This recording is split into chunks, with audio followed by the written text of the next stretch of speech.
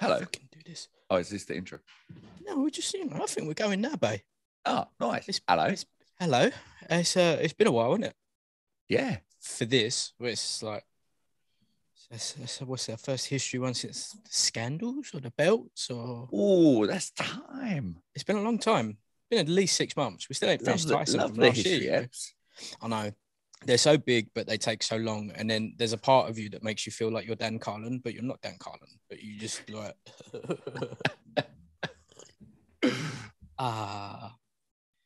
So today, we're going to do the history of the Lineal Heavyweight Championship of the world. The Lineal belt is not arguably who is the biggest champion.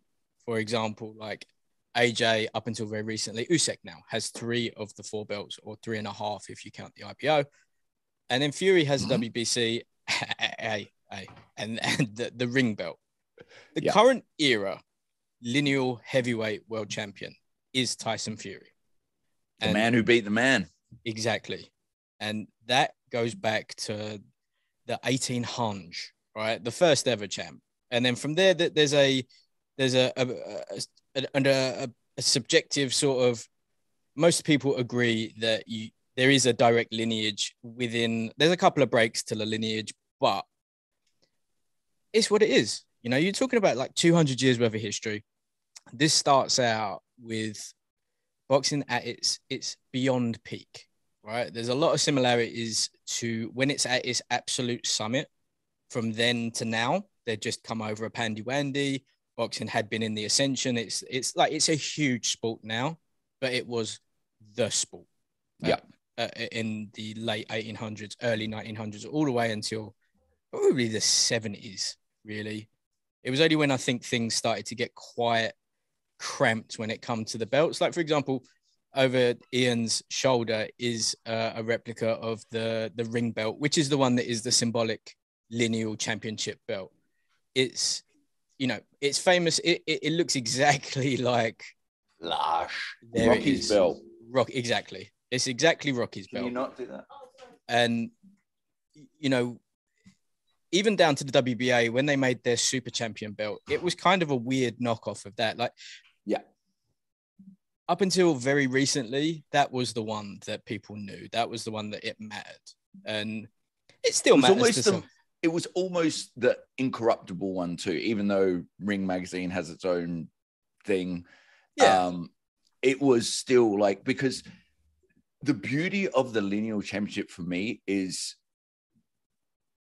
you see this direct, like you think of from the time they implemented Marquis of Queensberry, but from the time they put on gloves, there's rounds, there's weight divisions.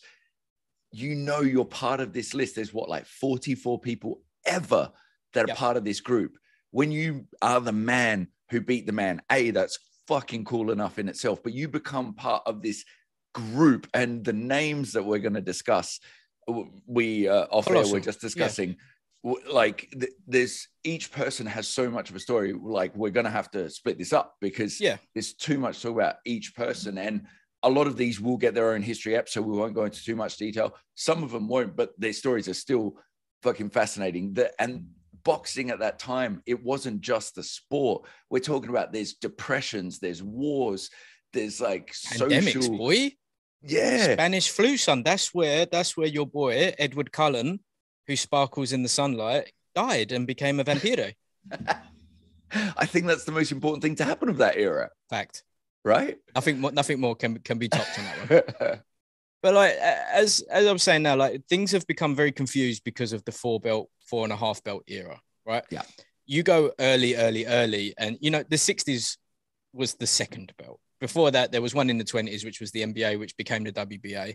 But pre that, and all the way through it, the quote unquote Lineal has always been the one. Combat sports has always been the people's sports. Combat sports has always been the working man sports. Like, you simply... Yeah, boy, we were just at the Coliseum, man. Like, that was for entertain the people. Yeah, there you go. And it is true entertainment. It's entertainment with consequences, entertainment with blood. And, I think that's a very famous quote. If not, sick. I just made that shit up. It's going on a t-shirt anyway. Anyway. Fighting words. Boom. But the the stakes of the belt, like that, to give it just a little bit of perspective before we go back, there's a couple of these champions that were of global importance. You know, they were of global importance during World War II. They were key propaganda tools. They were key in manipulating the narrative as to allied or not allied measures.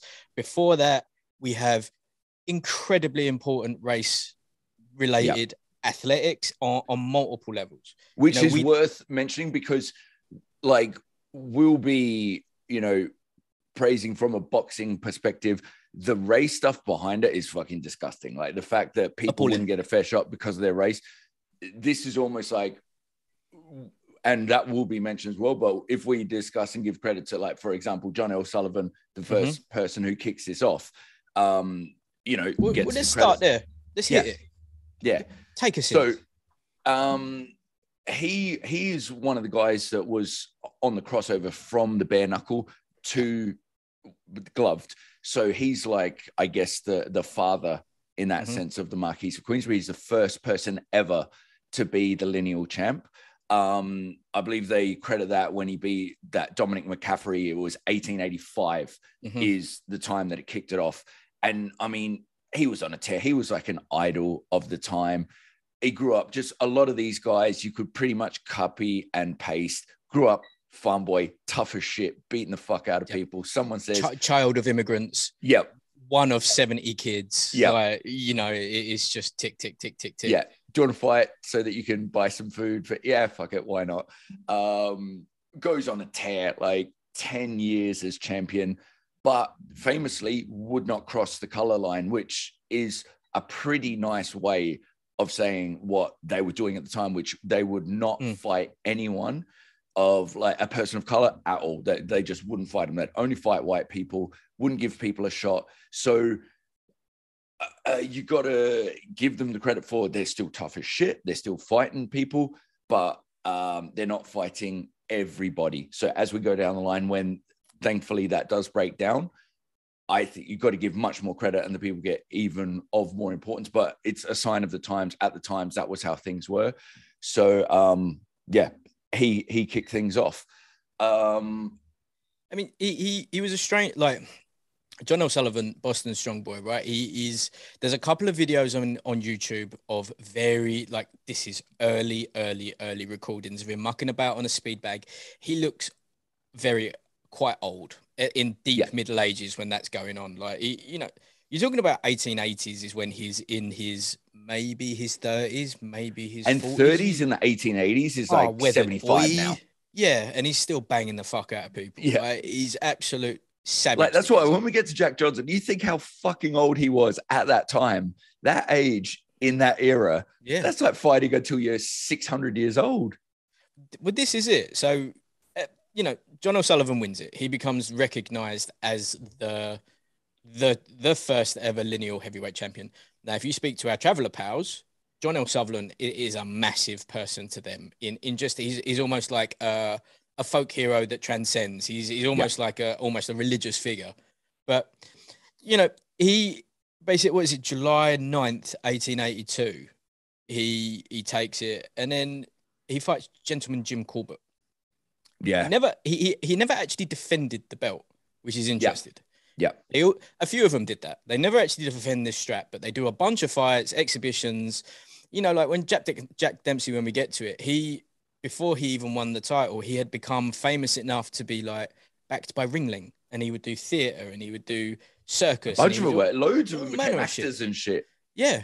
It's just, but that kind of... It's a weird sign of the time too, where it's like, though, is it? While they're fighting, they'd also be doing their stage tour, and it's like, okay. Yeah. What is that? Doing the theater, holding a skull to be or not to be, and then cracking fucking skulls in the evening. It's just a very, very strange...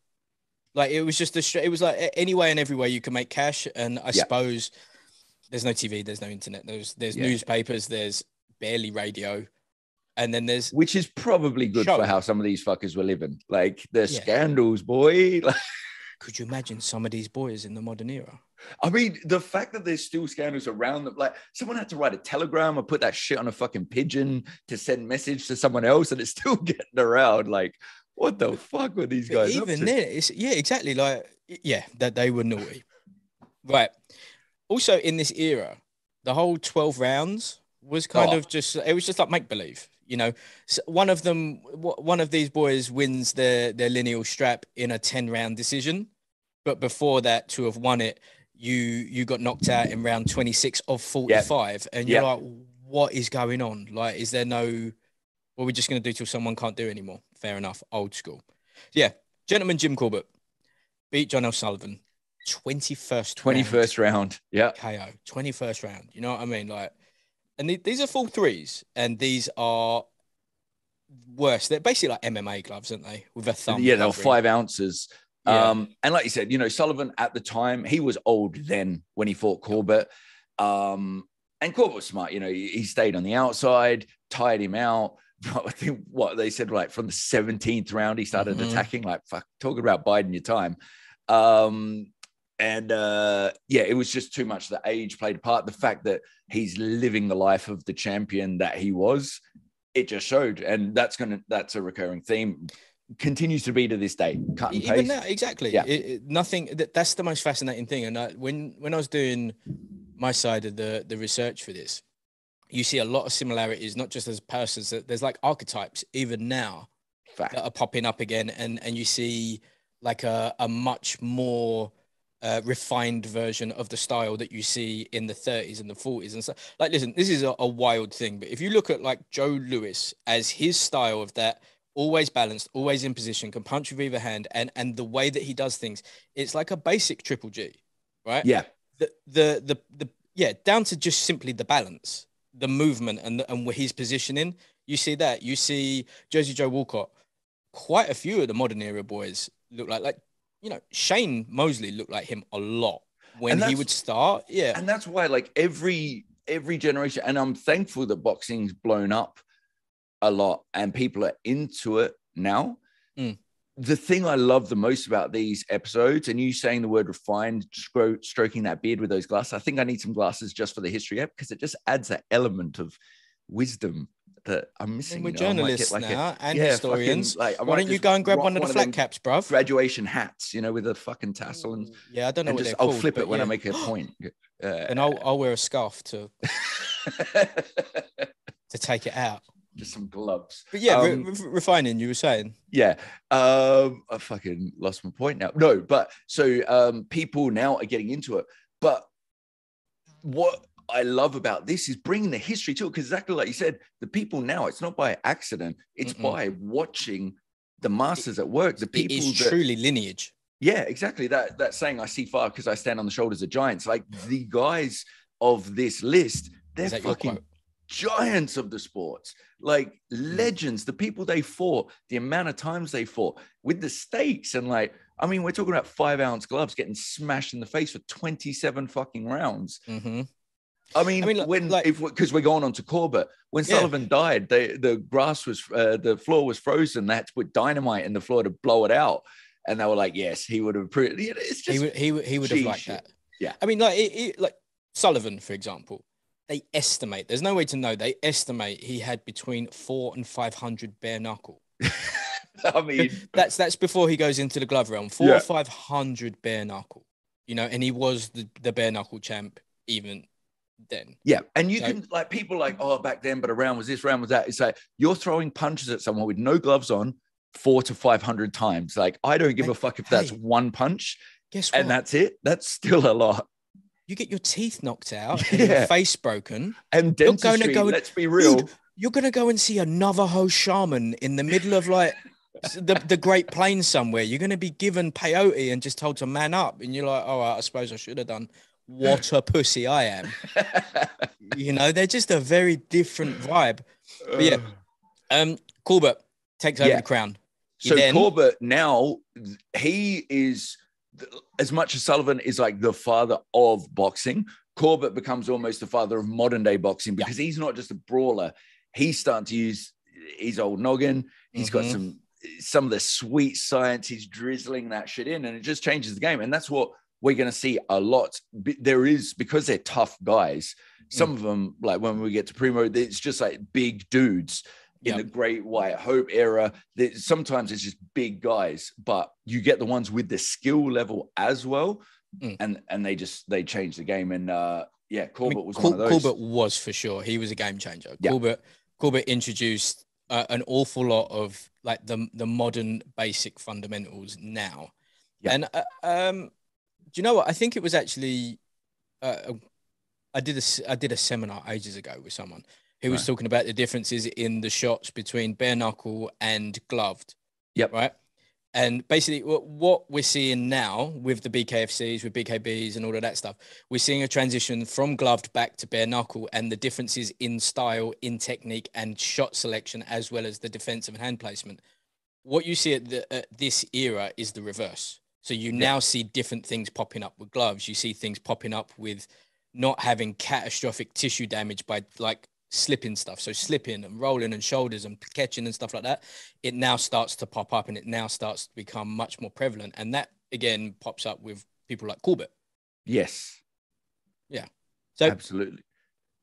What is it? 17th of March, 1887. 1897. 97, my bad. Yeah. He fights Bob Fitzsimmons, one of the first ever filmed sporting events. First ever. Like it is on the YouTubes, kind of. It is a little bit hard to watch, but it does exist. Yeah, I mean, watching film like then is like watching the world on acid. It's just kind of like fucking, you know, like. But but yeah, listen, Corbett controlled much of it. Okay, dropped Bob. He got dropped in the 6th, but came back, controlled the rest of it, and it was a body shot that did him. 14th round. Bad. And it's weird to see the reaction of some of these KOs, like the old school KOs, because that body shot. Because you know that shit hurt. Like, you know, it hurt so much. But the way that he went down from that, it wasn't like a body shot. He was down on one knee and he was just frozen. And you're just like, all right, well, he knows exactly. See, this is the thing as well. It's kind of that they had kind of like the Thai attitude where chances are I'm fighting again in 2 weeks. Yes. So, hey, let's just laugh this off and move forward. And Corbett also, we were just talking about it. He was one of those ones. He used to travel around doing his stage shows when he retired from boxing. He went back to acting. He tried twice to regain his title. He lost both times to James Jeffries, who we'll get to. But yeah, Bobby Fitzsimmons. Bobby Fitzsimmons is now the lineal heavyweight champion. He defended old Bob on my piece of paper here. Again, 0. Corbett defended once. So L. Sullivan did 0. Corbett 1. And then Bobby Fitz 0 again. I mean, but like the length of reign. And it's not to say they're not fighting in between. Yeah, they are. Exactly. There's this thing where it's just they're doing exhibitions or they're fighting. He's doing it for 2.5 years. And you got to remember as well, like the travel time. You know, if you're doing an international one, if you're going to have to fight in Oz, you're jumping on a boat. Set off on your horse and carriage, you'll be there. yeah, maybe at some point, as long as you don't get done. You know what I mean? It's mad. And Bobby, like, he's an international man. He's born in England. He moved to New Zealand, then Australia. He won the middleweight championship first. Relinquished his middleweight to campaign as a heavyweight. Like the amount of guys, I mean, we'll see some of them, they start off at fucking featherweight in the amateurs and they're fighting at heavy. These are men. It's different. It's just completely different for men. Exactly, for men. Right. But yeah, it was the 14th round that he did Corbett in 1897. We're up to now.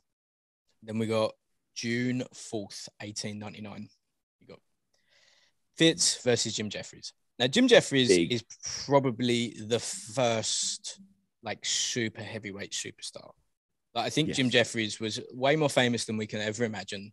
Like he was, you know, vehemently loved by the press. He was like the icon of that time of like white supremacy, white everything. And, you know, whether he believed it or not or lived it or not, like he was it as far as everyone else was concerned. And hey, it's what it is. It's a product of the time. Yeah, and I think it was just 21 pro fights. He had He fought 9 bouts against future Hall of Famers, made 7 defenses of his championship, and even Jack Johnson, which is another thing we're going to get to later on. Sometimes you are, not to say this is the case with him, but you touched on it there. Sometimes you can be an unfortunate representation of terrible times, like Nazi Germany, which we'll come on to later. For what? But the only thing that maybe was that even Jack Johnson gave him credit and said he felt Jeffries was the best of any era. So, I mean, that's because the people that Johnson had to go up against, the venomous bullshit they were saying, yeah. Fact. Fair play to him for. Isn't old Jimmy J defended it 7 times. Okay. He was a superstar and basically cleaned up for 5 years. Yep. 5 years, 7 defenses. That doesn't mean he fought 7 times in 5 years. He fought you're never going to know, right? They literally would fight in the middle of nowhere, even as the superstar. It is what it is. And then the numbers were still pretty big. The money weren't bad. Fuck yeah.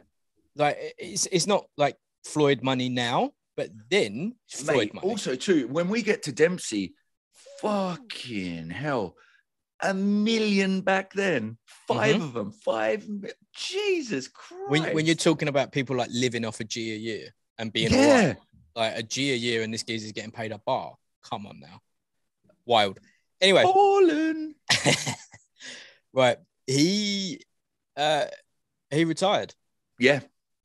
And caused the first break in the lineage. In comes Marvin Hart.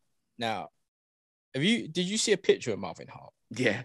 Marvin Hart looks like every young man from Sid Cup, right? He literally looks like every young man in a pair of Stone Islands with either classics or Air Max 98s on. Like he looks like he's going to go and represent Yid Army. I just looked at him and I went, you look like my mate Dean. Yeah. But anyway, he was a young lad. 1903, July 3rd, he fought for then the vacant one, right? Yeah. First of 4 heavyweight champions from Louisville, Kentucky, which has had goes on to have a few okay boxers, I guess. Muhammad Ali, Jimmy Ellis, great page, yeah, big. Yeah. Louisville's a weird place. Yeah, it's a strange place. Yeah, I've never been, but there's a baseball bat factory. Nice. Yeah. Oh yeah, Louisville Slugger. Yeah, there's a giant museum of that. And then there's the giant Ali Museum, which is sick. Yeah. Which we should go to. Fuck yeah. Let's do this. But yeah, he stopped Jack Root by 12th round KO. Okay. Yeah. He didn't start boxing until he was 23 either. He was a plumber before that. These are the ones like the ones that you don't really have enough. I'm sure there's enough to do whole episodes on them. Yeah, but also you need to be a scholar at that point. You need to get the overhead projector shit out. Oh yeah, the pointer and shit. Yeah. Laser. But also too, a lot of time the details, like you'll see in different things, they'll reference different dates, record keeping is pretty much fucking etching in stone still at this time. So yeah, it's pretty old school. Listen, what did he do? He did shockingly no defenses. Yeah, he fought Jack Johnson and beat him. He would knocked out Jack Root. 1905 to win the vacant. Who did? Marvin Hart beat Jack Johnson. Yep. No. Yep.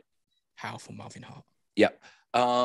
It was one of those ones where like going through, I was like, hang on, these dates don't match up. I was like, oh yeah, fuck no, he won. Like this was before the thing, beat Jack Johnson. So he was awarded this decision. Jeffries was actually the referee in the fight of who would be his successor. So he was the ref when Root, and at that point, had he put on all of his darbs? Because he went out and what was he doing? Soybeans or rapeseed? He was doing some obscure crop, wasn't he? Yeah. He'd gained like 110 pounds. But apparently came off the booze or something. It's like, how do they go together? But yeah, he drunk himself free from pneumonia by just drinking whiskey. Yeah. That's right. Strong. That's the most manly shit of all time. That's Ron Swanson level manly. But also probably what the doctor prescribed at the time. Just like, get some whiskey, you pussy. Shut the fuck up. I like this era. Yeah. I don't think you'll get anyone complaining I about. mean, we like, could probably get scales cancelled just for taking saying it, weights. but I think maybe some people these days, just not all of it, but some of it, some of the. I mean, it doesn't have to skew that far, right? Yeah. It can go like 30% in and just Yeah. maybe maintain equilibrium. Yeah, like, not having to tell the world every small slight that happened. Like, these guys are dealing with, look at this, race issues, fucking almost dying of starvation and shit. What do? Get up the next day, train, and fucking fight. They're not. Also, the regs were didn't put not their own milk in my exactly that coffee. good. Yeah, the gloves are full of fucking. Exactly. Who knows what they're full of? The wraps, no one knows what that is. We don't know if they're drunk. We don't know if they're on like a little bit of naughty early doors amphetamines. Like there's no regs. You got a geezer that's an ex-fighter that's reffing this one. You got like literally it is lawless. You got people like exactly Ringling, the people that make circuses and clowns. They're big in the boxing game in this era. And you're like, all right, okay, sure. I think in this era, I think the World Series of Baseball, which to the Americanos is a big deal, got manipulated to be as per the person's wishes for 20 grand. That's not that much for 20 grand. Can you imagine like the FA Cup final being rigged for 20 large?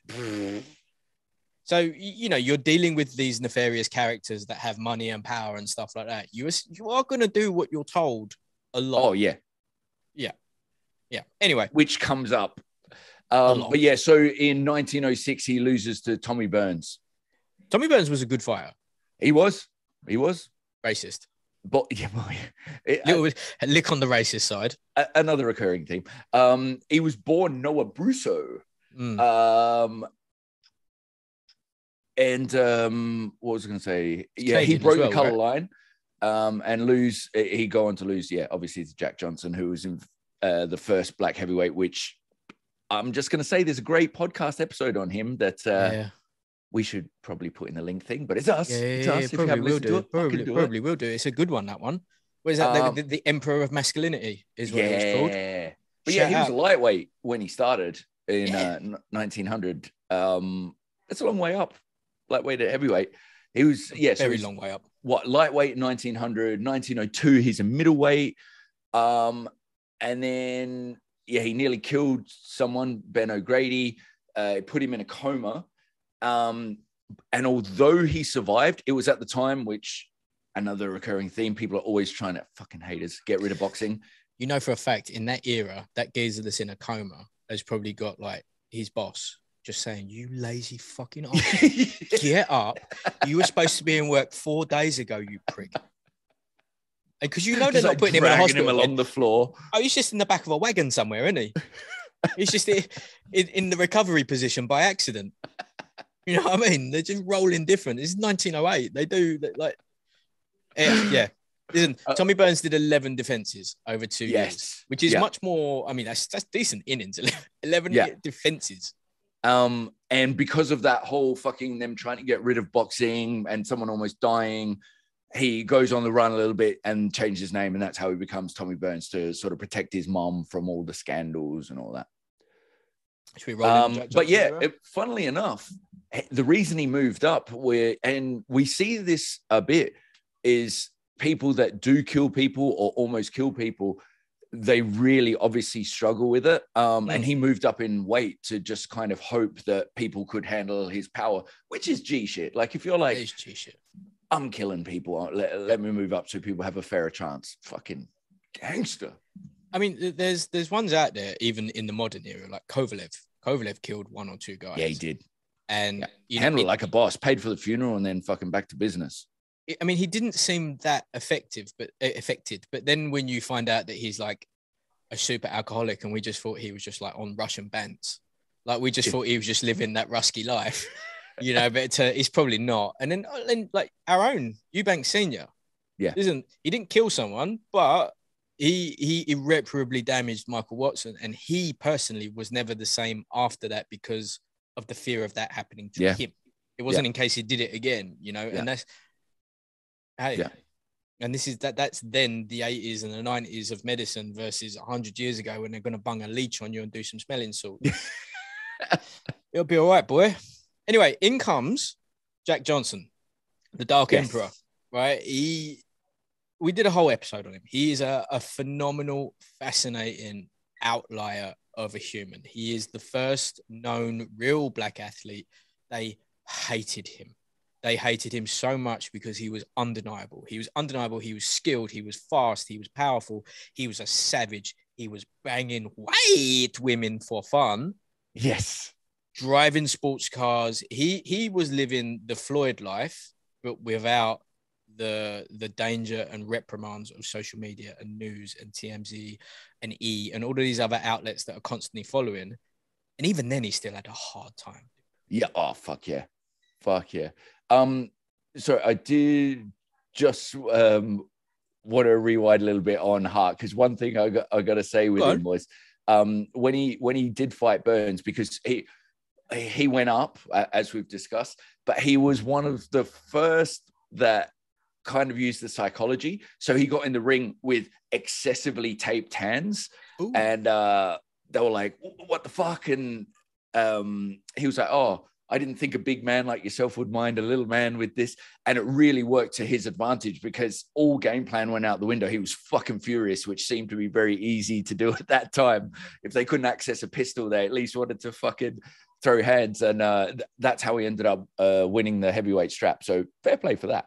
That is fair play. But even then, what was in the old tapey bandages? Yeah, well, yeah, that's the other thing. And yeah, obviously he famously lost to our boy Jack, who are now in Australia, which pretty much caused a race riot. So yeah, it caused the race riot. They killed the feed. They killed the tape before the fight even ended. Yeah, and in the fight, it did end because Burns was giving it the starfish on the floor. He was out. I do like some of Jack Johnson's camp said that because they didn't like him, they were the ones that started the thing to the police that you need to stop the fight, and the police rushed in, which is what caused the thing. I mean, he was going to get smashed up anyway, but that's some fucking Sun Tzu Art of War shit right there. Madness, right? Now, as we said, there's a whole episode dedicated to Jack Johnson, his career, his life, his everything. His importance to boxing.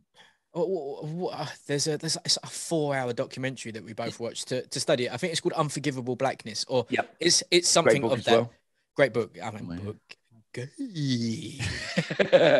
But yeah, I would take it out, but it's holding up the camera, so then we'd be fucking. But yeah, but yeah, Johnson is. I'm still very surprised a year later that there's still no word of a film. There was a little bit, and then it's vanished again. Yeah, like. I would have thought that would have been just prime stuff to transfer over. I mean, I'm not talking about a Hallmark job that my nan and granddad watched. I'm talking like a proper one. But then, hey, again, the babies, they don't know. You know, they don't know the babies. So, listen, he defended it. What did he defend? Jack Johnson defended, it says her 8 times. Not bad. Yeah. Over quite a long reign, 6 years. He come into this gentleman named Jess Willard. Okay. Jess Willard, for the time, fucking huge. Yeah. 6'7", 6'6", big old corn-fed country white boy. And he like you were saying earlier, you know, he wasn't that skilled. He wasn't that. He was just fucking huge. Yeah. And listen, their bout was 45 rounds. And Jack was piecing him up all the way, and then apparently randomly got tired. Now, in this era, we went over it in the thing. Like, it's quite widely speculated that maybe he took a little bit of a lay down. Hey, whatevs. You know? And he's another one that William Bull Young was he'd already fought and beat him on his ascension before he fought Jack, on his road to the title. And he'd already beat the guy. He was overmatched, but they just put him in the ring with him for just another win. Mm-hmm. And unfortunately he died as well. It was one of those ones where, he went into, it was a cerebral hemorrhage that he died of. It was a few days later, but pretty clearly attached to the fight. So. I mean, the thing is, like he was the Potawatomi giant, some fucking some place in the middle of nowhere, right? Yeah. He clearly had a crack on him, And they had taught him enough to use his size and to drop a hammer of a right hand over on people. Yeah, which went, he was at the risk, which, like we've already said, it happens a bit where a tragedy happens or almost happens, then they lose it for a while. So in his next few fights, he was outweighing people by like 50 pounds and was going the distance with them, barely throwing shots because he just didn't want to hurt anyone again. So then they're like, oh, fuck, so they're pretty much all right, before this guy loses all his star power, let's put him in with Jack. I mean, this is the second Great White Hype, isn't it? Great White Hope, Great White whatever. Yeah. Great White Hype. It's worth saying, like, that fight with Jack was in Cuban heat and it was fucking hot. So yeah, for sure. And, we still never really knew how old Johnson was at that time. Yeah. You've done 26 rounds in the heat of 45 against a younger man at 8. You're not going to make any sort of snap things, but normally when the consensus is that it was a bit of a dive, kind of around those times, it's never beyond the realm of possibility. And if people are talking about it, it probably happened. But what was I going to say? Yeah, and then again, he started with his fucking acting and all that sort of stuff, which, funnily enough, he hated. He hated the public life, but he hated fighting more, especially after, like, he was not that into it. He was just big and seemed to be getting success from it. Then he kills someone. He's like, fuck this, wins the title, all this fame, all the stuff that comes with it. So he starts focusing on that, and he doesn't even want to do it, but he does not want to fight anymore. So he's like, let me at least do that. Maybe it's just a bit of a ship out then, right? Yeah. Insert Jack Dempsey. Now, Jack Dempsey, for me, of this list of killers that is the lineal heavyweight champion, he's the scariest to me. Now, I'm saying he's scarier than a Peak Mike. He's scarier than Sonny Liston. He's scarier than... boy. For me, he's the scariest because he is... Like, you're talking about a man that left home at 11 to earn money, right? He was doing shit on mining sites. He was doing shit. He lived on trains. And looked like a fucking film star. Yeah, but he had like he used to, like, I can't remember what it was. It was like he put piss on his face or something, like cow piss or something to toughen the skin. And all manner of madness. You're talking true old school stuff. And when you listen to this, there's a really good bio about him called Fuel the Flame. Yep. That I'm listening to at the minute, and they talk about, like, the intricacies of his fight style. Yeah. Because when you see him go, it's like this marauding Tasmanian devil. Like, imagine you gave, like, Iron Mike a load of bugle and just said, that geezer's got more bugle. Go and get it off of him. There it is. There it is. Empty. Yes. Big. He was just a phenom. And because he was white, he was ruggedly handsome. He had a little bit, he married a prostitute. He is someone that's definitely due their own. Like, he married a prostitute. Yeah. He dodged a draft. He was part of, like, even with the Willard fight, the Willard camp, till the day they were no more, said that he had something in his gloves. They said that he had something in there, and it's just like, maybe like he smashed. But when he was young, he's like 150 pounds going in against grown men, just calling people out, like, just a little dude that's ready, and he was just such a savage. Like, you could see the power in the shots that he had. He was just a phenom, and, like, the core of what I can assume Cuss built a lot of the style that he had on is that, like, Jack Dempsey is like the closest literally that you can from see. A homeless guy to millionaire at that time. Yeah, first $1 million gate, Jack Dempsey, right? 5 of them. Yeah, he's he's making $250,000 on non-title fights. He's doing 400 grand here and there, and he's getting in trouble because his prostitute ex-wife is like, I want 40 grand, and you're like, seems a lot. Like, if someone hit you up for 40 grand today, you'd be like, I'm not overly cool with this. Like, let alone then, when you're like, oh, that's like a lifetime's money. Oh, how weird. Anyway, Jack will be 100% given his own episode. But in this fight where he took the strap from Jess Willard, he beat him bad. Yeah. Like, he beat him bad.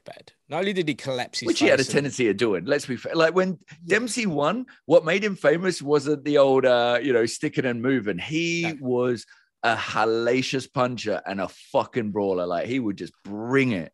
Yeah, he really, like, really, that dude is the BKFC champion for all time. Oh yeah. All weights, open weight, all time. He's just in. But like his whole career was marred with like magic raps, Yeah. things in the gloves, him doing this, him doing that. But then like post, there's the very famous story in the 70s where this is an old man at this time. Two hoodlums tried to mug him in New York. He beats the shit out of them. And they call the police. Right now, the 70s, I'm going to believe that enough. There's going to be a little bit of sensationalism on there. Maybe Jack called the police and maybe they just waited around like, I don't want this geezer near me no more. Right. But, you know, he was a legit film star. He had plastic surgery. One of the most famous quotes in boxing comes from him, which is that, it's, you know, when you're sleeping in silk sheets, it's really hard getting out of bed at 5 a.m. I mean, he was from abject poverty and he fought his way all the way to P game. Anyway, defended it. What did we do? Defended it 5 times. Not bad. Not bad. Came up against Gene Tunney. Now, Gene Tunney, again, great fighter. Yeah. Like all-time great fighter. Slick, a boxer versus a marauder, mauler, puncher. And somehow in this era where like a couple of fights ago, this geezer won a 26-round KO. Gene Tunney somehow wins a 10-round decision. I don't quite get how this goes on. Yeah, I mean, in their fight, for sure.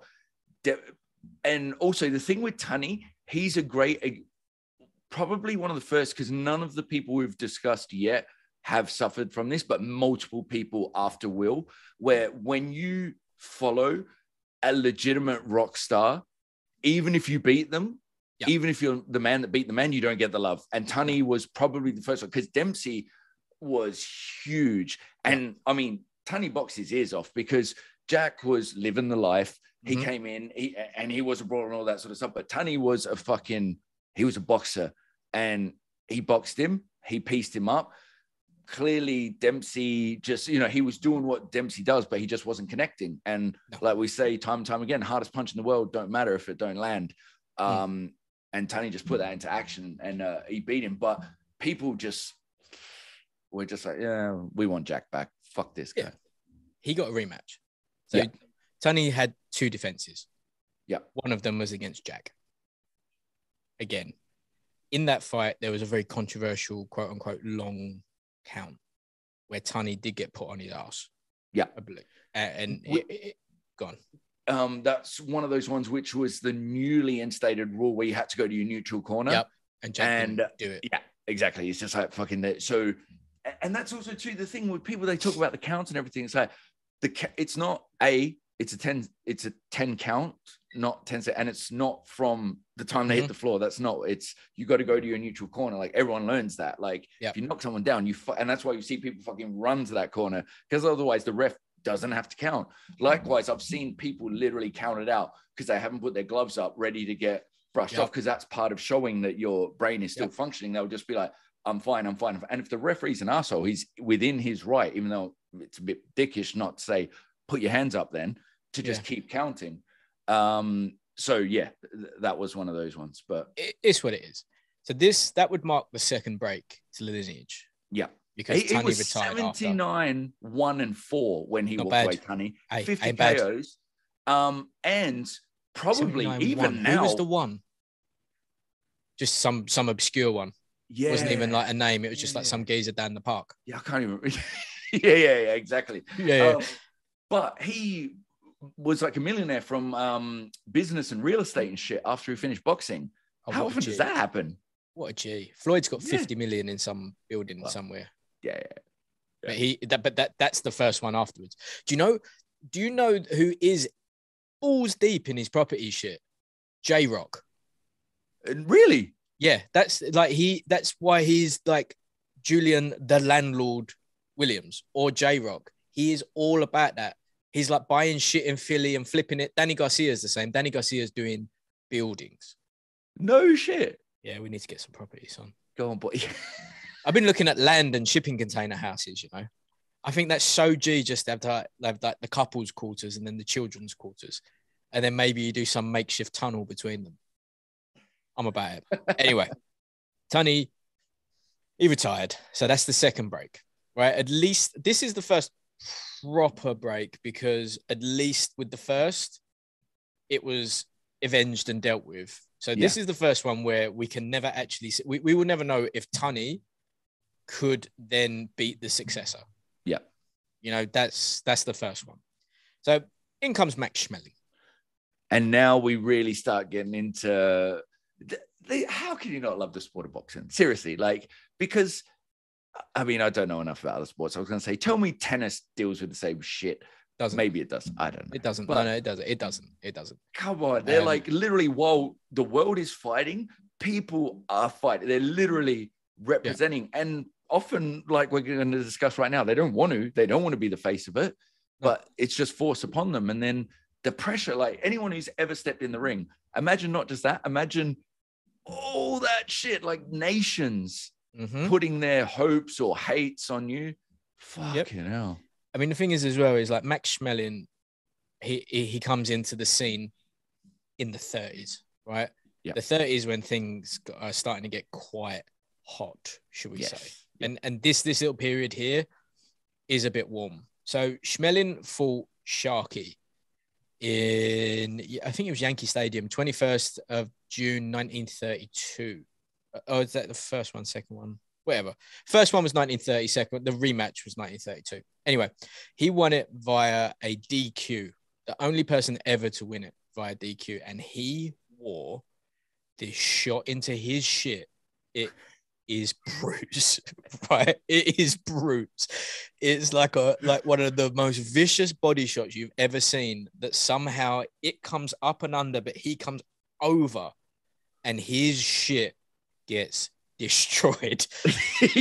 I mean, we're getting into, there's a few now where it's just horrific nut shots. It's like but that one there, he was so effed that his corner had to pick him up to take him out.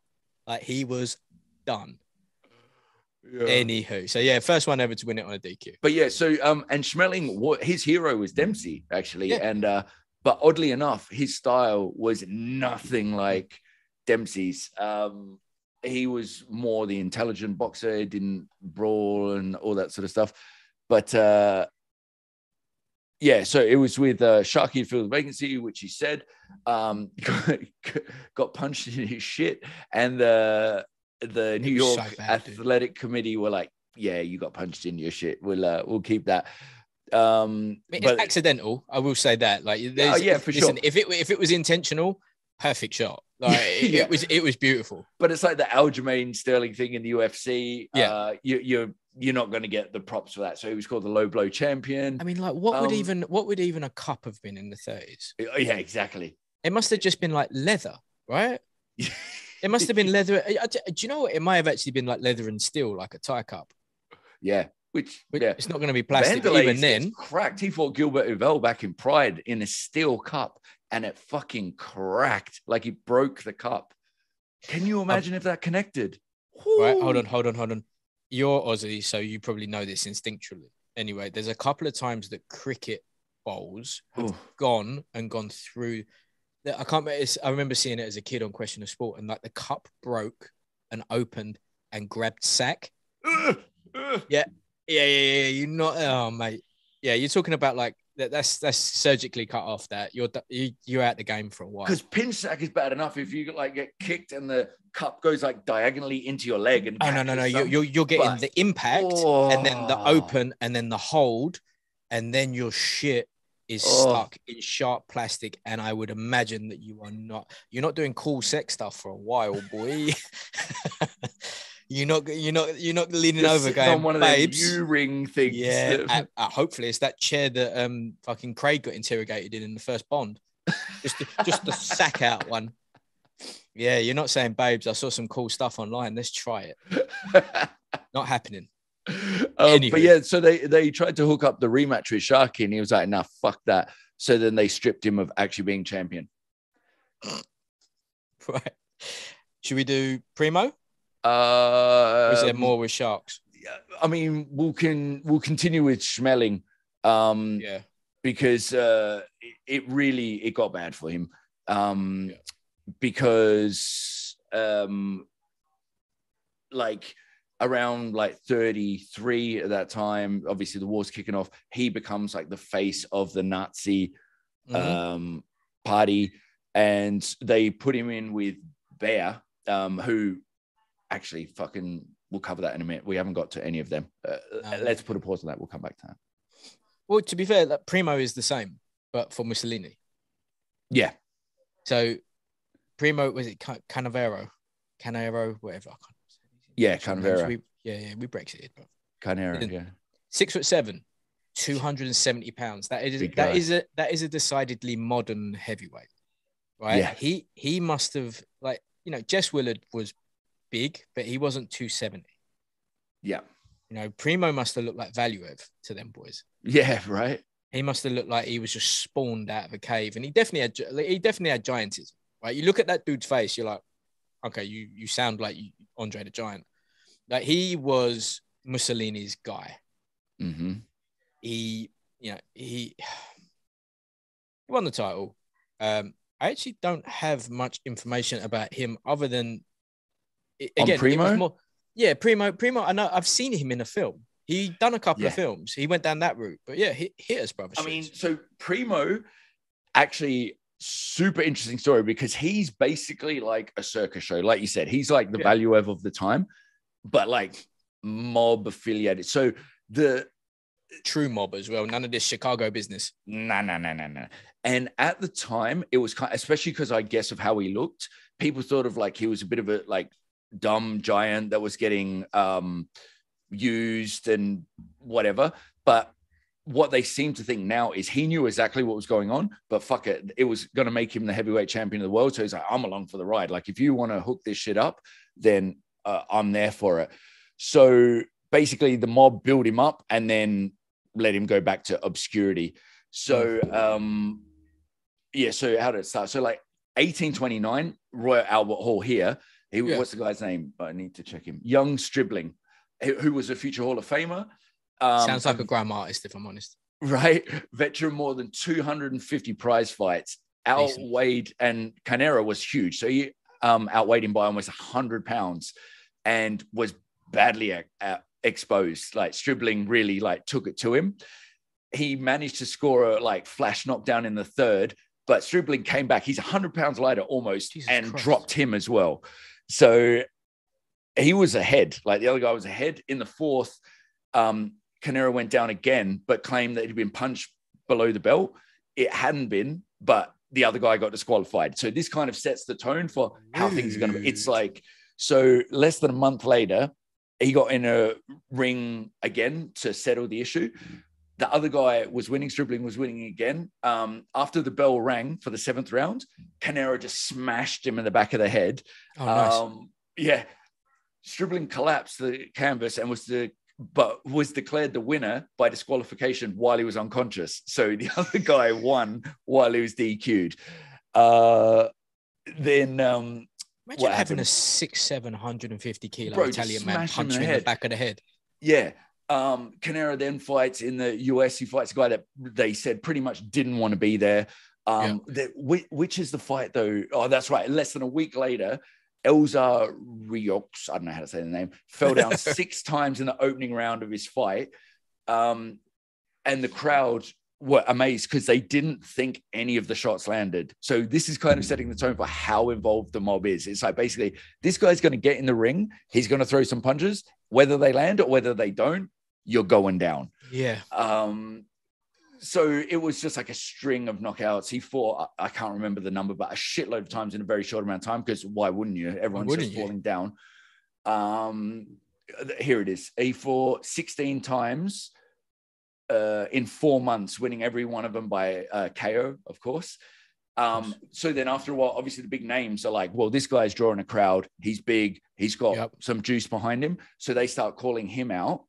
And so he fought George Godfrey, who was piecing him up and was mysteriously disqualified in the 5th round. A riot broke out and 35,000 people just rioted in the stadium. So That These happened. Are so naughty, aren't they? Yeah, he fought Maloney. Same sort of thing happened. Where was the one? There was one really interesting too. It's literally like a bunch more of these sort of fixed fights going on. Yeah, he won a fight against a guy, Paulino Uskudun, who they say probably he won 2 out of 10 rounds, got the decision. And then got himself into this Sharky fight. So it was amazing that one, they were like legitimately, yeah, you know, right? So he got himself there. What happened to... I'll come back to that because, sorry, I'm jumping through things. Yeah.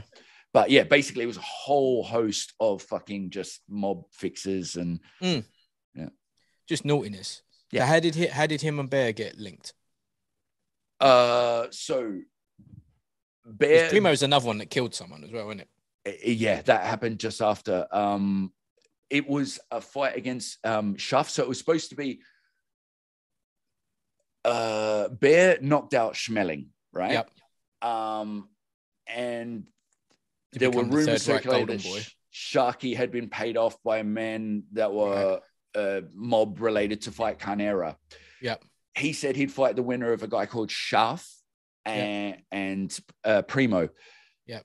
Now, Schaff fought really flat-footed. It looked like he was just purposely taking shots, but he's the one that ended up going unconscious and never regaining. So it's like, I mean, if you're going to take a dive, fucking there's better ways of doing it than this. Yeah. So yeah, they couldn't. What they do think is it might have been because he fought Bear very recently beforehand, and they think that it might have been the punishment from that. But either way, it was after that fight that he died, which is rough. I mean, look, and then did he fight? So then he got, whether it's a tragedy or not, fixed or not, he beat Schaff and got his shot at Sharky. Yeah. And Sharky just, boxed clever and got the decision over him. Yep. There we go. Yeah. And where did Matt Sharky beat him in the first fight, and then Carnera beat him in the second one. And the second one was a legitimate beat. Like, it didn't seem like it was right. And then Carnera fought Bear. Because that's the one in my because like Bear was an animal. Bear was like the new Hitler golden child. Like he was the baby of the Reich, like in every possible way. So well, the thing with Bear is he was getting he benefited from almost like the Dempsey like fucking rock star esqueness. Yeah. So can you say he was the first Floyd? Like, he realized that people bought into not just what was going on in the ring, but the person you were. So he had like all the antics and shit and just punched like a motherfucker. He was proper heavy-handed. Proper. The thing with him though, where not necessarily with the whole Hitler thing, was his thing was when Schmeling was going to fight him, Bear's someone was Jewish. So they bigged up that side of it. So they made it almost like a good versus evil when he fought Schmeling, when they were like, that really wasn't the case. Like both, and same thing in Cinderella Man, they made Bear out to be this fucking asshole, where they're like, people that knew him said he was actually like a really kind of fun-loving type guy. Cool guy. Became really good friends with Jack Dempsey, who promoted him. And he was also apparently Jewish. Yeah. So I don't really think is. Listen, these guys at this point on this bigger stage, like it's the equivalent of having like the number one footballers on the planet under Boris's fucking thumb, like giving it Boris's mouthpiece. It's just a different time, and this time is, it's 1934 we're at now.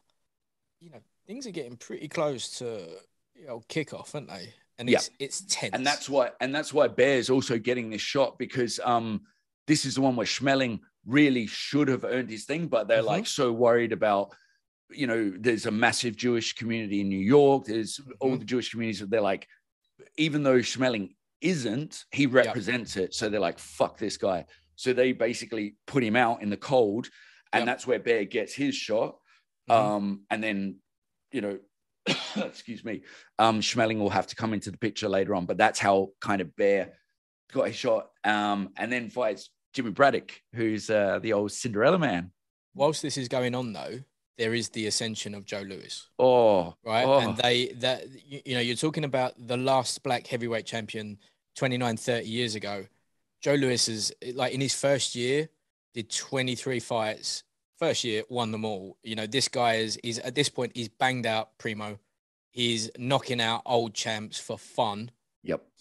And they don't, I mean, the Führer would not really like the idea of Joe. So I would imagine that the Cinderella man was aided by the fact that there's a superstar coming. The sad thing looking back, but I guess wise for the time, is based on all the grief that Jack Johnson got. Joe, which we'll discuss when we get to him, but he's also getting groomed on how not to be that. So they're like trying to make him appealing to the white audience. So they're like, you know, you never take photos with white women, don't drink alcohol, you know, no flashy cars, don't celebrate over your winners, especially if they're white. It's like, I mean, that's fucked up. Like, I guess with the realm at the time, with what they're working with, it made him more money. So, okay. But it's just sad when you think back to, no, I know what you mean. It's just like with all of the list of things that they've got going on, the last thing they're not allowed to be themselves. They're not allowed to be who they want to be. But although it did work for his benefit, the whole carefully structured social thing, because he was an animal with the ladies on the as if you wouldn't, you know, he's the baddest motherfucker in the world. Listen, let's not beat around the bush. AJ just has very good PR people. You cannot be AJ and not be fucking. Right? It's just simple. Like Deontay, he's fucking up until he meets he's met his queen now. Respect. Like all of the big boys. Yeah. I mean, I think Usyk maybe a little bit less. He seems quite a devout. he actually seems like a soldier of Christ, doesn't he? But like, listen, Ali was a mouth stripper for a bit. You know, Foreman definitely was fucking. Frazier, fucking. He only had one eye. He probably just lied. He went, I didn't know it, weren't you? You know what I mean? Like, right. Bear versus Braddock. Shockingly, I have never watched Cinderella Man all the way through because the actor, who I've actually forgotten his name, Russell Crowe. I can't stand Crowe. I just can't stand him. Like, and I know it's a phenomenal. I may even watch it after this, to be honest. Anyway, it was probably like the first enormous upsets. Yeah. Known to humanity. Like someone either won a bunch of money or lost a load of money and set someone's house on fire afterwards because it wasn't how it was supposed to be. But I mean, Bear was living the life which helped Braddock a lot, and like he just thought, I mean, how many had Braddock lost? Like 25 fights. Like he was just like, what's this guy gonna do? And they're always the ones that'll fuck you. They're always one, and that's an interesting. The actual footage of that fight is interesting because it's like Bear was a murderous puncher. Yeah. And I think like everything that Braddock did was a counter and coming back in 3s and 4s. And it was just enough. Like they just figured it out. Yeah. Imagine Bear, that. after the rematch, never got it. Well, these things happen. Yeah, it was 23 losses that Braddock had. Sorry, I said 25, 23. I saw a thing that one of the main reasons that Bear never got the rematch was basically because of, at that point, you know, the strap is in the allied US power. Let's keep it there. We're going to make a massive concession now. In comes Joe, right? We would prefer to have Joe as the champion than Bear. That's a Nazi. We don't want that. So we're going to allow that to happen. And then on top of that, the Braddock lot took 10% of everything that Lewis had forever. From that moment on, that was one of the reasons that it got it over the line was that the management company of Braddock was like, look, you want this? We'll do this. It's all good. Don't worry about it. 10% of everything you ever make for the remainder of your career. And he accepted it. In comes Joe Louis, the Brown Bomber. Now, first of all, the Brown Bomber makes me feel a little bit awkward saying it because I feel like it's on the line. And some of the other nicknames that the press gave him was like the Chocolate Soldier and stuff like that. You're just like, bro, relax. I thought we were friends and I thought that there was rules. Right? Like the Dark Destroyer is not that big of a deal. You know, that one got taken afterwards, but like, you know, Brown Bomber. Is he the best heavyweight of all time? Heavy, I mean, just heavy. Numbers aside, whatever. He's got to be up there. Like, he has to be, right? He's got to be. These guys are animals that he's fighting at the time. Now, the thing that makes it hard is, you know, times change and people get bigger. Like people now, when you're talking about people that they turn up and be like, look at this freak show, is not even that big now. Like he's not one of the bigger, maybe heavyweights in like Primo's case and that sort of stuff. But a lot of the ones were like, oh my God, they're massive. They're like 6'1", 220. Yeah. I mean, like Primo is a decidedly normal heavyweight now. Yeah. 6'4" to 6'8" is about like 6'4" is one of the fast, normal, like mobile, powerful ones. Dude, even Babbage is 6'2" and a bit. Fabio's 6'4" and something. Like they're normal. But like, look, from numbers perspective, right? So from Schmeling, he defended it once. After him, you had Sharky, none. Then you had Primo, 2. Then you had Max Bear, none. Then you had Braddock, none, because he lost it to Lewis. Then Lewis defended it 25 times. So 25 times. Consecutive years as heavyweight champ. Right? That 3 first-round KOs. The only other one that can... I mean, like, look, Larry Holmes done it 12 times. Muhammad Ali did it 10 times in his second reign. And Klitschko has 11. Like, no one can touch 25. It's just not going to happen. But that I would assume will be one day one of Fury's goals. If he can just keep this going, like it's why wouldn't you? Like if you've proven to be the best heavyweight of your era as you carry on, it seems to be the route they're going down now already with this. So to kind of show you the importance, and I think that the importance of the lineal will be coming back much more than seeing all of the straps behind us, which means I've got to buy another belt, isn't it? But yeah, Joe Louis, phenomenal fighter. Yeah. Right? Absolutely phenomenal. And he did all the right. He went to war. He's like a war hero. Exactly. Yeah, like you said, right? He had great people around him. Yeah. They basically no celebrating, no drinking. He was a superstar to the black community, like beyond. He was like folklore. You know, if Joe can do it, you can do it too. Yep. He was from Alabama. His dad got put in an asylum when he was a kid, and his mum took them to Detroit, right? And then from Detroit onwards, that's it. He was the Detroit Brown Bomber, and you know, probably is one of the main reasons that Detroit became probably the fight city to produce fighters for a very long time after that. Listen, he was a phenom. To watch him move, he wasted nothing. Yep. He was powerful in either hand. He was explosive. He was short. He could fight. He could counter. He could do it all. And arguably what is it? The bear? Is it the second bear fight? Who did he got knocked out by someone at early doors, didn't he? Like his first loss was to the German. I can't remember which. It's either Schmeling or Bear. Schmeling. Right? It's Schmeling. Yeah. And you know, like the entire world is now watching with complete consequence. The most pressure any fighters have ever had on either side. Yeah, right? Because you got a fucking crazy dictator saying that, like, I told you there's supremacy and blah, blah, blah, blah, blah. Yeah. So that rematch, boy, fucking hell. That's what I mean. The pressure on them, not just have a fight, but have warring nations. You becoming this like unwitting face. Again, great movie about their background together because they quite liked each other. That was the thing. Yeah. Like they didn't want to be in this role. They just wanted to fight. They respected each other for in the ring. And Lewis knew Schmeling wasn't a Nazi. He knew he didn't want to be doing that. But yeah, it's fucked up. Yeah. But this is it, and this is a big part of the era, and that shows you kind of it's just changed now. It's still going on now. Everything is nothing really has altered in the mass, but just how they do it has changed. But yeah, Joe, phenomenal fighter, right? Yeah. He 100% will get his own episode. He very, very sadly died pretty much penniless. Yeah. He gave away so much of his winnings, and the IRS went after him because a lot of the checks were to him directly. And even though he donated them in its entirety to like the Army and Navy Widow Fund and stuff like that, they went, still owe us that cash, boy. How rude. You know, like when there's a proven paper trail and like it goes back to the government, that's wrong, isn't it? Mate, that's fucked up. But I mean, we were speaking of upsets. Braddock dropped Lewis. Can you imagine the fucking, like, how much of an underdog he would have been fighting Joe Lewis? And imagine when he went down, there would have been people just like licking their lips, like, he's fucking done it again. Because you know that there was a couple of those mad old school Gilded Age millionaires who put like proper cash on Braddock.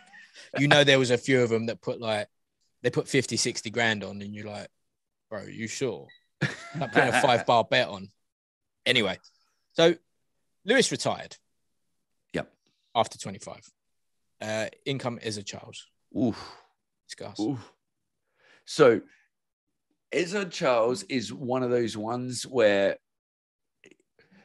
to realize how good he is, it involves knowing how good a whole bunch of people that don't get the credit either. Like Ezra Charles is one of those guys that he doesn't get the credit. Charlie Burley, for sure, is going to get his ep, but it's such a mother. Have I got it here? His book somewhere here. But it's like so hard to get anything on this guy. There's like a book. It's fucking expensive. It's a good book, actually. But anyway, he beat Burley in the amateurs. And as a featherweight, went off to war, came back, campaigned as a light heavyweight. He beat Archie Moore, the Mongoose, who again is one of those guys that's like in boxing, just a fucking. That's JT's favorite fighter, that one. James Sonny, like the Mongoose, is his guy. Fighter, incredible. Trainer, incredible. Just yep.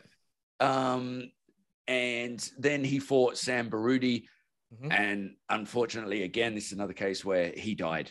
So, but then you know, this is going to be much more. These things happened a lot more then because, like we said, the safety equipment wasn't the same. The gum shields won't be the same. Yeah. The training won't be the same. The nutritions, the pre-checks won't be the same. For all we know, these guys are going in beyond concussed, lesions on their brains, aneurysms that are not popping up, etc. And how often they're fighting, man? Like they're fucking... the volume, yeah. But yeah, so he stopped boxing after that. When he came back, he couldn't secure a shot at the light heavyweight, so he moved up to heavy, and he ended up defeating his idol, the great Joe Lewis, who we were just discussing. Which is, there's some scalps on that resume, like yeah, they really are. So then he defends 8 times, I think 8, and he comes up against Jersey Joe Walcott. Now, I fucking love Jersey Joe. There's just something about him. He's just like, he looks like a man as well. Like that's what he looks when like. He's refereeing in that like striped thing. Yeah, he's just hench. He's got no neck. He's just all shoulders. He moves weird. Like he's one of them dudes that you can see there's proper power, but not just proper power. The leverage in each shot is enormous. And listen, he'd lost twice to Ezra Charles. Yeah, before that. Like, to show you again the difference in the era, that it was I think it was probably much more of a meritocracy now than it is now. Yep. Like, because if it was about who wants to be the best, who's gonna be the best, you know, we would have a bunch of fights that have already happened by now that just haven't. But back then, you know, you got mob connections, you got belt connections, you got political connections. Fine. It seemed to all get done much more. Yeah, also too, because they're fighting all the fucking time. It's like, so even if you like duck them for a while, it's like, okay, you ducked them for 5 months, it's time to fight now, bitch. So and I mean, this is the 50s as well. There's still there's the, is it the WBA yet? I think it's just the WBA. Yes. And the ring belt. That's it. Right? And no one probably cared about the fifth WBA. attempt at a world title, and he's 37 at this time until George Foreman beats it later at 45. He's the oldest person to ever win the heavyweight belt. Listen, Joe Lewis, amazing. Fight of the year, that was Walcott versus Charles. That was brilliant fun. Right? Then this brings us, because this is the segment which is obviously in the iconic barber scene from Coming to America. Joe Lewis, 176 years old. You know, like Rocky Marciano. That they won. In comes Rocky Marciano. Now, Rock, he's just a vibe, isn't he? Yeah. He really is. Like, he's 100, like, he's essentially a light heavyweight.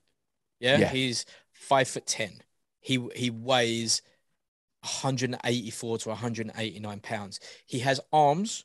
I'm 5'9", and I could never ever go anywhere near heavyweight unless I stop training again. His arms are 4 inches less than mine. Right? He had just these weird stubby T-Rex arms. With cement blocks attached to them and one on his chin. Do you think that he was the toughest, which enabled him to be the baddest? Or do you think that he was the baddest and knew he could always get a hold of you like Tay-Tay? Because I think, because like the thing that I was reading about him, like he ran 15 miles a day, right? He never, ever was not training. He had, again, like we said, go back to the very beginning of this ep, right? Started out one of about 8 trillion children. Immigrant parents, like finished school in the 10th grade because like he was like, I was going to do baseball, then I was going to do football now, but I need to go work, right? Digging ditches, delivering coal and delivering ice. All of those things are not fun. Yeah. Right? My granddad was a coal delivery man, right? It's just not a good vibe. And digging ditches. I always think about like Ngannou when he's doing the sand mine in Cameroon. Anyway, Rocky Marciano, phenomenal. For sure getting his own app. Like has to. I got to enjoy that. I mean, you look at Marciano's face and you're like, you were never going to be anything other than a boxer. Like, no. Okay, clearly a lot of his face is because of the boxing, but he was made for it. He looked like that when he started. Yeah, he did. He didn't look that different after the end. His face was wider and his hairline had gone a little bit, but at the end, like he's the only one to ever. Oh, that no, but he got split, didn't it? Yeah. Yeah. How does your nose get split? Oh, bad. He finished. You know, the rehab for that was just like, all right, off you go. Yeah, he's a plaster. Yeah, fuck off. Listen, only heavyweight champ of all time to finish undefeated. Yeah. And that's it. It's not like a weak era. And even if it was a weaker era, you're dealing with animals. They're very like, different. Okay, if the skill is lower, but it's also not lower. It's lower when you compare it to the standards now. But these people didn't exist then. Do you know what I mean? If we're going from a pure technique, obviously technique gets refined over time, so people know more as time goes on. Back then, this is the cream of the crop. And not just that, they're hungry, violent people. Like the fights then, so hard. Like you're not going to come out of a fight then like no nicks, no marks. Like he split his fucking nose. Like these are wars these guys going into. And the fight 49 with times. Walcott was a war, right? Yeah. He got put on his ass bad. Walcott completely dismissed him. Walcott was calling him a bum. He was saying he can punch a bit, but he can't fight. He can't do this. He can't do that. You know, I think something like phenomenal. At the point of his title challenge, I think he'd only been a pro 2 or 3 years. He hadn't been a pro very long whatsoever, right? He started boxing late, like 25. Yeah, I want to say it's late though, right? And there's this little tank of a man who, like Rocky Marciano is one of the reasons that they think that TVs got bought in the 50s by the American people. Fucking hell. Right? To watch him fight. Like TVs are widely available and we want to see Rock win. Yes, it helps that in an era where probably racial tensions are firing up again. Yeah. It probably helped that you had an Italian immigrant white. I mean, Italians are barely white. They're their own thing. They're like Russians. They are. They really are. But yeah, they're their own thing. But that helps, right? And like the star power of Rock is, I mean, fucking Rocky Balboa. Like you know, how many people were called Rocky before Marciano? Yeah. You know? Yeah. And the shots, his KOs are so coof. Oh, like, they're so coof. They are crumbled. Yeah, he needs a little coof segment. A montage. Anyway, he retired undefeated. Yep. 49-0. This is a formal break in the lineage again. But in comes Floyd Patterson, Cus D'Amato's protege. Amazing fighter. Yep. Against the mongoose, Archie Moore, who must have been 70 at best. How old was he at that point? He was old. You know, he was saying he was 23. Fact. But this form from your last fight says you're 32. Don't worry about that. Don't worry about that. Don't worry about that. So Patterson is the first real signs of what we see of Cuss and the Cuss fighters. And he was a great fighter. He really was. And also it shows the beauty of Cuss and what he did. Yep. Because had all the skills, but mentally, yep, it wasn't there. And Cuss really had to bring it out of him. Mm-hmm. And that is, I mean, to be fair, Floyd probably gets his own ep as well, you know, be one of the quick ones, but it's a fascinating story. I mean, like this, I didn't even realize this. Rocky only defended the Lineal 6 times. Yep. That's you know, the way that he's hailed, the way he's heralded, you would think it's way more than that. Anyway, but Floyd is the first 2-time collector of the belt. Wins the belt, beats Archie Moore, stops him, looks for noms. Then gets beat up by some white man, you know. Bad. I can't, like, you say this name because I don't want to. Ingemar Johansson. Ingemar Johansson sleeps him. Bad. Yep. Sleeps him in the way that Kiko did Kid Galahad. No one exactly the same. One square one, straight on the chin, flat on your bum. Then it gets stopped a little bit later. Now, what's interesting about that stoppage is the way that Cuss comes in straight away and he's got him, and it's pure, like you can see that he's doing pure love on him. Yeah. Which is obviously what he needs. Like he's probably just, he avenges it, gets his belt back. Should we move on to, well, so he's got the belt back. And then there's this dude. His name's Charles Sonny Liston.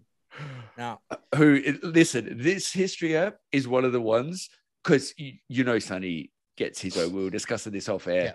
I'm so fucking excited to do that one because Sonny is such a bad motherfucker, where bad motherfuckers will talk about Sonny as a bad motherfucker. That's when, you know, to be fair, Don King's a lot like that. Don King is a lot like that. I was thinking that too. Right. Sonny is where we are going to end this app because we're an hour and a half, give or take, in already. Listen, Sonny Liston is, what is he, child 24 of 25 or 25 of 26, yes, right? His dad used to beat the shit out of them. Like the second he was old enough to leave, he went. And I think he was about 11 to 13. They never knew how old he was. They never really knew that much about him other than he was this freak. Now, never knew exactly how many people he murdered. Ever. He had 14-inch fists. Right. And when you read that stat, you're like, 14-inch, like what does that even mean? Like 14 inches, that around? Is that across or whatever? Like you can't fathom 14-inch fists until you actually watch footage of him fighting. And you see that those gloves look a little bit different to everyone else's. It was like, when Shane Carwin used to have those quadruple XLs, and you're just like, what are they? Like, what is this? Why are you wearing shoes on your hands? Exactly. Like, Sonny was the baddest man. Like, he really was. He was fucking terrifying. And speaking of a unit of a person, bizarrely proportioned, right? Wasn't particularly that tall. Head, neck, optional. Wide, 84-inch arms, 84-inch reach, enormous. So you've got weirdly long arms. And I love the old school, just like putting on a record, beep, beep, beep, beep, beep, doing the speedball for the whole time. The record would go and they'd flip it, because back in the day, you'd flip the record. For young people who don't know what a record is, look it up. He'd do it for that whole time. That's a lot of time to have your arms above your head. And then, especially when they're that long.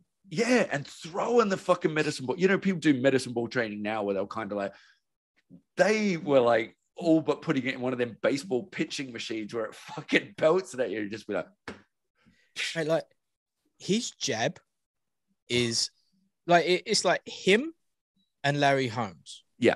His punches are what nightmares are made of. But particularly his jab, like all of his punches were horrible, but his jab was just, it was so fast and so long. It was like just weirdly long, and it would just come out like a joust. Oh, bap, bap. Awful. Surprisingly, he beat the shit out of Floyd Patterson. Yeah. Like it was mean. And that was one of those ones which funny, how the mentality comes into it. But that was one of those ones where Floyd, like Sonny was already in that space before the fight even started. Like, it's just like he was the perfect opposition to Floyd, because everything that Floyd was, like this sweet, soft-spoken, gentle, and Sonny was not those that, well, not even a little bit. He was. I mean, he didn't speak much. That's and when he did, you were in trouble. Yeah. Right, but then like without a Sonny, you don't get a Tyson. You don't get even an early George Foreman. You don't get that. I'm just going to check his record. Do you know his record? It was a lot better than what I think. You know, like how like your boy 79-1 and 50. Yeah, like Sonny's was literally like 60-2 or something. It was pretty fucking special. Oh yeah, Sonny Liston, box rec. Here we go. Boom. He was. Oh, there you go. 54 total fights, 50 wins, 39 by KO, 4 losses. He lost one early. Big. And then he lost 2 to Muhammad Ali. And then he lost 1 at the end, and I can't remember who it was. And that was the one where he was just like, I'm done. Yeah, it was just like, it was like one of the ones where he almost was forced to take a dive. Yeah, he's like, I'll admit now, I'm 168. I'm done. Yeah. They think that when he fought Ali, he was in his 40s, like deep 40s. Still look phenoms. Who played Sonny in the Will Smith? The Will Smith one, I can't remember. Because like JT was Frazier, wasn't he? Yeah. Yeah, man. I think we should. Yeah, we definitely need to end there, because we are getting into. Yeah. So look, that's what I would describe as the end of the start of the Lineal Heavyweight World Championship. So Sonny Liston is the destroyer, terrifying nightmare of a man that now has it. I'm sure the press. He's another one like Babbage that he was meant to be on the back of a horse, just pillaging fucking. Yeah, but like I know that the press really didn't like him. They didn't like his criminal record. They didn't like his background. They didn't think that he should even have the opportunity to fight for the world title because of his backgrounds. But then, when you've got like, was it Frankie Carbone and those proper mob bosses, like under bosses, and you're doing shit for them, like he was a head cracker. So he does what he wants whenever he wants, except for it's with them. When they say to it, do it, you do it. But yeah, on that note, we will try and get we'll try and get this done for next week. Yeah, somehow. Same time next week, maybe, or something like that. Yeah, whatever. Yeah. Bye. Delightful. That was fun as fuck. Love the history apps. Good to be back. It's because we're scholars. We are. I need some glasses.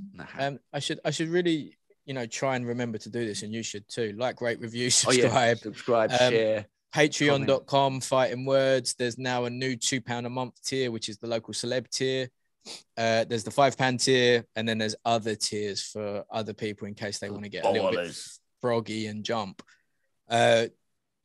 Subscribe on YouTube. We've added another 100 followers since last week. Start growing. Squawk. Slow progress. Market Squawk. Brought to you always by Market Squawk. Marketsquawk.co.uk. Your low latency, pay as you go data feed for anything financial. And shout out X-Brain too. Said X-Brain, shout out. Look, I'm good at Bosch. Oh, you got that, did you? Yeah. It's all right, isn't it? I haven't tried it yet, but yeah, it's nice. It's okay. I told Rog that I had to wait a little while I was fully off of other things because there's stuff in there that messes with other things. So I've had to, and the same with the Alpha Brain equivalent. I haven't tried that yet because there's some pretty wild stuff in there that was going to react, and I'm still in the downs. I'm still in the withdrawals. But yeah, part 1 history app done. This will be up for all to enjoy. Love you. Bye. Mic drop. Boom.